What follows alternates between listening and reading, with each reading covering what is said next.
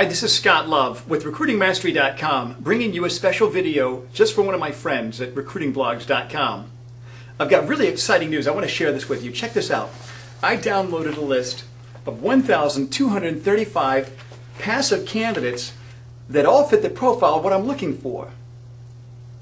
Every single one of these is totally useless if I don't know how to engage that candidate effectively over the telephone. Who has the most value? The candidate that everybody else is talking with, or the one that's next in line to be promoted that nobody else can get to? Obvious choice. How you talk to those two people is totally different. If someone has their resume off a job board, you call them up. Hey, I understand that you're open to exploring other things. Let's find out what you're looking for and I'll tell you about that. But if this is someone that you've never talked to, let's say it was a referral, how do you get them to open up and consider your opportunity? This is the way most recruiters make that first call. Ring a ring a ring. Hi, my name's Harry the Happy Headhunter. How are you today? I've got this terrific opportunity with great benefits, great career potential, great insurance, and great advancement in income potential, and I'd like to tell you about that so you can move in the middle of the school year to a city you've never been to, joining a company you've never heard of, so I can get a fee. Are you interested? I mean, that's really the way most calls work. So when you engage that passive candidate, I'm going to share with you things that you can do to increase the odds of the candidate going forward. And first, I want to show you this. Check this out. This is the Recruit Call Flowchart. I created this tool back in 2003. A lot of people say it's the very first visual training tool they've seen on recruiting. How does this conversation work? This is a flowchart of that one conversation. You can download it off my site in the free download section. Go to RecruitingMastery.com, and it's called the Recruiting Call Flowchart. How this call progresses, it's in here in a visual representation. Everything the candidate tells you, from a yes or a no to trying to overcome that to even testing for counteroffer likelihood earlier on in the process, it's right here on this call sheet, on this flowchart sheet. So let's say you talk to this candidate. This is how I'd recommend you take this conversation.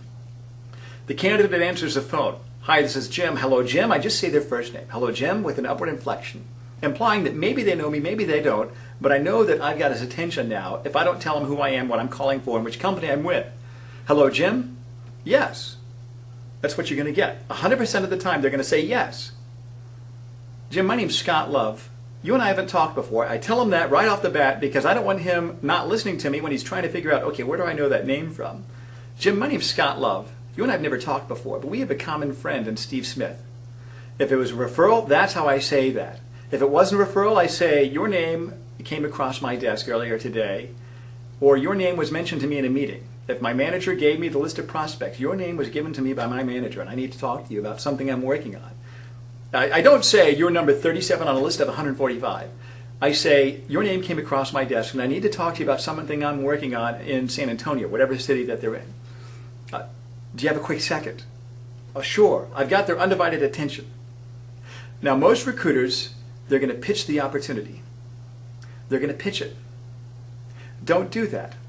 You want to find out two things from this candidate. What are the pushes and what are the pulls? What are those things that would push the candidate out of their company and pull them towards your opportunity? It's really that simple. This is about a 6-minute call.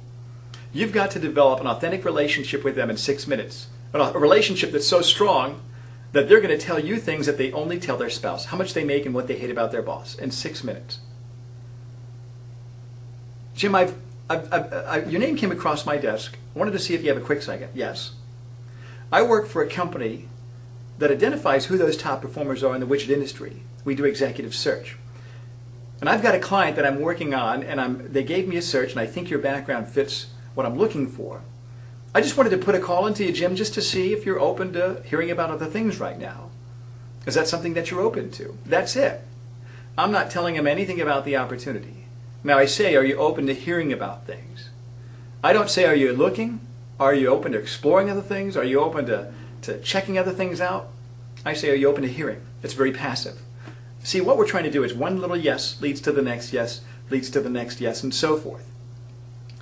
Then what I do, I tell him, if he tells me yes he is, I'm going to find out what those pushes are and what those pulls are. What are those things that are keeping him from being completely happy there? I first learned this when I got into recruiting like in 1995 from Peter Lefkowitz, the greatest trainer in the industry.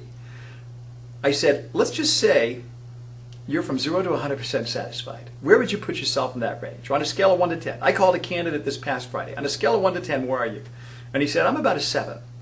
He's been with this company for 8 years. He's not looking. I said, what's keeping you from being a 10? What's in that between that 7 to 10? And he told me what it was, and it's a valid, non-monetary issue. I didn't tell him about my opportunity yet. Now I want to find out what those pulls are. What are those things that I can find out from him that can pull him towards my client's opportunity? And this is how I do that. I don't say, what are your career dreams, or what is your objective in making a move? I just say, I bring him along in a story. I say, Jim, let's just say I call you up, and I have your dream job that just got called into my office that day, and I'm calling you up and I'm telling you about this. What are some things that you would get really excited about and hearing about another opportunity? Now I'm finding out what those hot buttons are.